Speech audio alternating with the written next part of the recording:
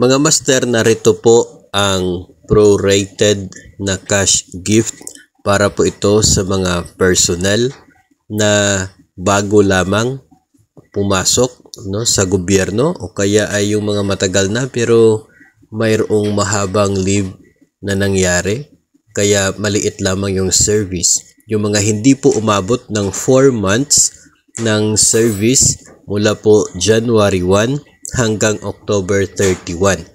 Wala po silang year-end bonus pero meron silang prorated cash gift. So galing po sa buong 5,000 na cash gift, ito lamang po yung makukuha. Kapag 3 months but less than 4 months yung service, 40% lamang ng 5,000 kaya 2,000 yung cash gift. Pag 2 to 3 months, 30% or 1,500. 1 but less than 2 months, 20% or 1,000 ang cash gift. Kapag less than 1 month, ito yung mga na-hire ng October.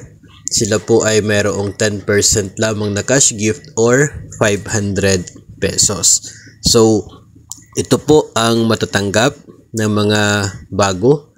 As I said kanina, yung mga bago po na hire na hindi umabot ng 4 months. Kasi kung umabot po ng 4 months yung service until October 31, buo sana yung kanila pong cash gift at meron pang year-end bonus. Kaso lamang dahil hindi po umabot ng 4 months ang service ngayong taon, kaya walang year-end bonus at ito lamang pong prorated na cash gift ang kanila pong matatanggap.